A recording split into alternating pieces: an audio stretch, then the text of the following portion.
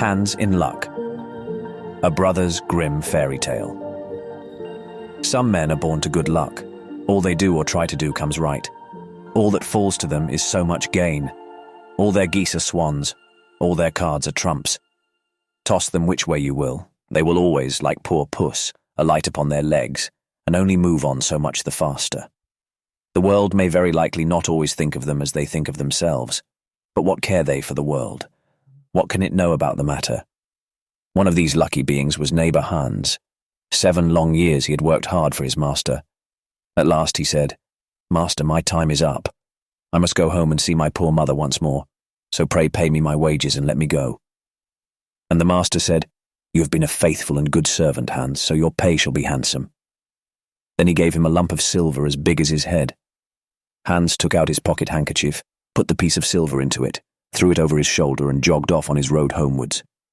As he went lazily on, dragging one foot after another, a man came in sight, trotting gaily along on a capital horse. "Ah," said HANS aloud, "what a fine thing it is to ride on horseback. There he sits as easy and happy as if he was at home in the chair by his fireside. He trips against no stones, saves shoe leather, and gets on he hardly knows how." HANS did not speak so softly, but the horseman heard it all and said, "Well, friend, why do you go on foot then?" "Ah," said he, "I have this load to carry.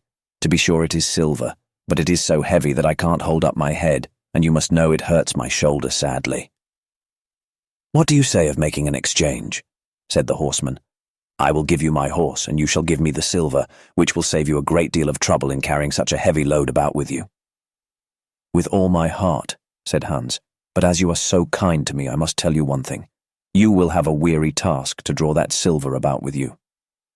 However, the horseman got off, took the silver, helped HANS up, gave him the bridle into one hand and the whip into the other, and said, "When you want to go very fast, smack your lips loudly together and cry, 'Jip!'" HANS was delighted as he sat on the horse, drew himself up, squared his elbows, turned out his toes, cracked his whip, and rode merrily off, 1 minute whistling a merry tune and another singing, "No care and no sorrow, a fig for the morrow, we'll laugh and be merry, sing nay down derry." After a time he thought he should like to go a little faster, so he smacked his lips and cried, "Jip!" Away went the horse full gallop, and before HANS knew what he was about, he was thrown off, and lay on his back by the roadside. His horse would have ran off, if a shepherd who was coming by, driving a cow, had not stopped it. HANS soon came to himself, and got upon his legs again, sadly vexed, and said to the shepherd, "This riding is no joke, when a man has the luck to get upon a beast like this that stumbles and flings him off as if it would break his neck. However, I'm off now once for all. I like your cow now a great deal better than this smart beast that played me this trick and has spoiled my best coat you see in this puddle, which, by the by, smells not very like a nosegay. One can walk along at one's leisure behind that cow, keep good company and have milk, butter and cheese every day into the bargain. What would I give to have such a prize?" "Well," said the shepherd, "if you're so fond of her, I will change my cow for your horse.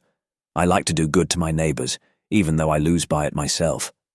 "Done," said HANS merrily. "What a noble heart that good man has," thought he. Then the shepherd jumped upon the horse, wished HANS and the cow good morning, and away he rode. HANS brushed his coat, wiped his face and hands, rested a while, and then drove off his cow quietly, and thought his bargain a very lucky one.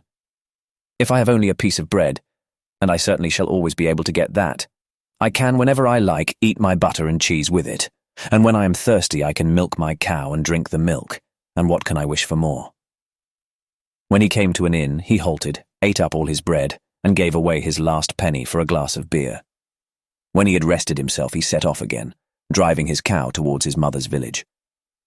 But the heat grew greater as soon as noon came on, till at last, as he found himself on a wide heath that would take him more than an hour to cross, he began to be so hot and parched that his tongue clave to the roof of his mouth. "I can find a cure for this," thought he. "Now I will milk my cow and quench my thirst." So he tied her to the stump of a tree, and held his leathern cap to milk into. But not a drop was to be had. Who would have thought that this cow, which was to bring him milk and butter and cheese, was all that time utterly dry? Hans had not thought of looking to that. While he was trying his luck in milking and managing the matter very clumsily, the uneasy beast began to think him very troublesome, and at last gave him such a kick on the head as knocked him down, and there he lay a long while senseless. Luckily a butcher soon came by, driving a pig in a wheelbarrow. "What is the matter with you, my man?" said the butcher, as he helped him up. Hans told him what had happened, how he was dry and wanted to milk his cow, but found the cow was dry too. Then the butcher gave him a flask of ale, saying, "There, drink and refresh yourself. Your cow will give you no milk. Don't you see she is an old beast, good for nothing but the slaughterhouse?" "Alas, alas," said Hans. "Who would have thought it? What a shame to take my horse and give me only a dry cow. If I kill her, what will she be good for? I hate cow beef. It is not tender enough for me. If it were a pig now, like that fat gentleman you are driving along at his ease, one could do something with it. It would at any rate make sausages." "Well," said the butcher, "I don't like to say no when one is asked to do a kind, neighbourly thing.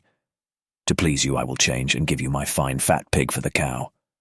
Heaven reward you for your kindness and self-denial," said Hans, as he gave the butcher the cow, and taking the pig off the wheelbarrow, drove it away, holding it by the string that was tied to its leg.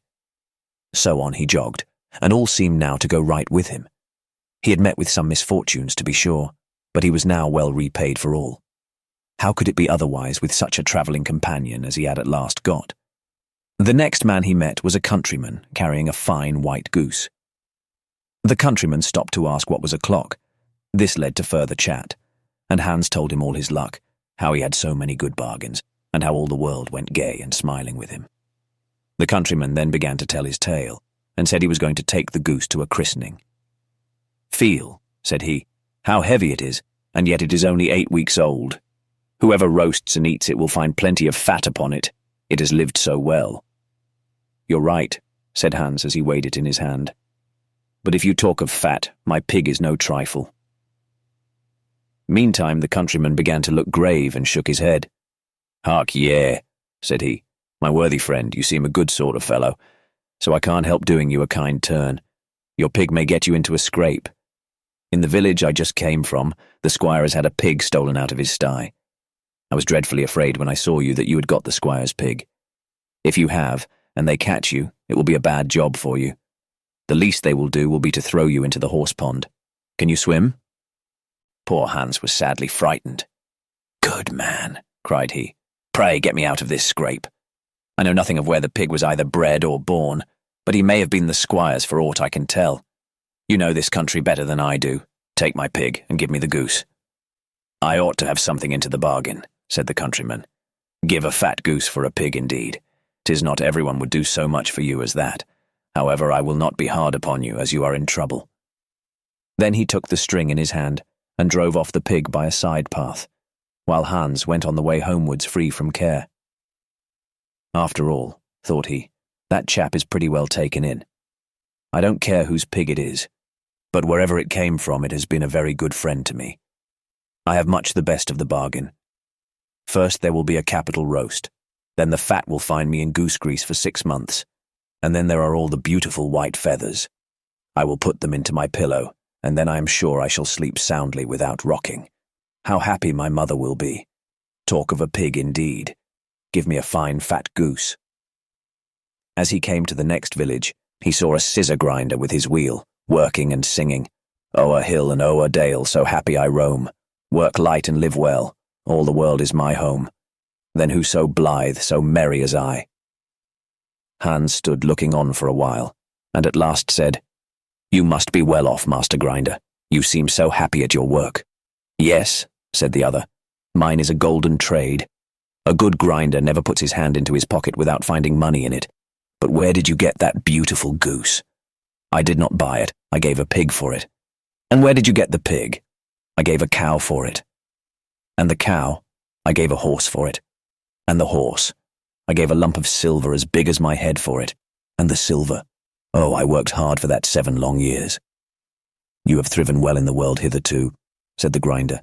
"Now if you could find money in your pocket whenever you put your hand in it, your fortune would be made." "Very true. But how is that to be managed?" "How?"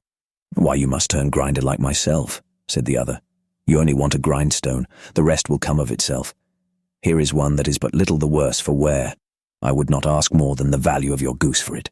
Will you buy?" "How can you ask?" said Hans. "I should be the happiest man in the world. If I could have money whenever I put my hand in my pocket, what could I want more? There's the goose." "Now," said the grinder, as he gave him a common rough stone that lay by his side, "this is a most capital stone. Do but work it well enough, and you can make an old nail cut with it." Hans took the stone and went his way with a light heart. His eyes sparkled for joy, and he said to himself, "Surely I must have been born in a lucky hour. Everything I could want or wish for comes of itself. People are so kind. They seem really to think I do them a favor in letting them make me rich and giving me good bargains." Meantime, he began to be tired and hungry too, for he had given away his last penny in his joy at getting the cow.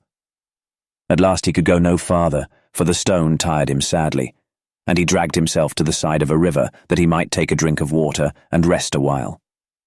So he laid the stone carefully by his side on the bank, but as he stooped down to drink, he forgot it, pushed it a little, and down it rolled, plump into the stream. For a while he watched it sinking in the deep clear water, then sprang up and danced for joy, and again fell upon his knees and thanked heaven with tears in his eyes for its kindness in taking away his only plague, the ugly, heavy stone. "How happy am I!" cried he. "Nobody was ever so lucky as I." Then up he got with a light heart, free from all his troubles, and walked on till he reached his mother's house, and told her how very easy the road to good luck was. The end. The moral of the story is that material possessions won't make you happy. Hans is a wise fool. His behavior may seem foolish to those who try to con him, but in fact, Hans realizes a deep truth that material possessions are a burden. Only when he rids himself of all his worldly things and returns to his mother is he truly happy.